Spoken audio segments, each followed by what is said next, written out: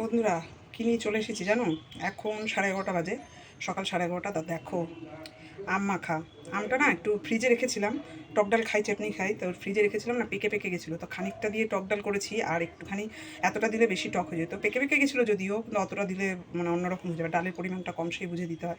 তো যাই হোক, এইটুকুনি রেখে দিয়েছিলাম, এখন এটাকে ফেলে দেবো বলো? তাই এটাকে কাসুন্দি দিয়ে লঙ্কার গুঁড়ো, নুন, চিনি আর এই দেখো লেবু পাতা সব দিয়ে ভালো করে মেখে নিয়েছি। এই জন্য দেখো আমটা পেকে গেছে বলে না, নরম তো, মাখাতে গেছি কেমন গলে গলে গেছে। তা এরকম তো কোনোদিন খাইনি। আর সত্যি কথা বলতে কী বলো তো, আমি তো দাঁত দিয়ে টক জিনিস কামড়ি খেতে পারি না, মানে চাবিয়ে আমার দাঁত টক হয়ে যায়, অল্পতেই টক হয়ে যায়। ওই জন্য আমার এইভাবেই খেলে ভালো হয়। হেভি লাগছে, কাসুন্দি দিয়েছি না। আর সবথেকে বড়ো কথা, এবার গরমে আমি আম মাখা খাইনি, বুঝলে? আম ছিল, আম মাখা খাইনি, নানা রকম সমস্যা আছে বুঝলে তো, ওই জন্য। তো যাই হোক, হেভি লাগছে, খেয়ে নিই, তারপরে তোমাদের সাথে আবার কথা বলছি, নাহলে খাওয়ার ইন্টারেস্টটা নষ্ট হয়ে যায় ভিডিও করলে। দুটো কাজ একসাথে করতে পারি না, বুঝলে? চলো, তোমরাও খেয়েছো অনেকে, হয়তো অনেকের ভিডিও পেয়েছি, আমি আজকে খাচ্ছি। সবাই ভালো থেকো কিন্তু, হ্যাঁ, টাটা।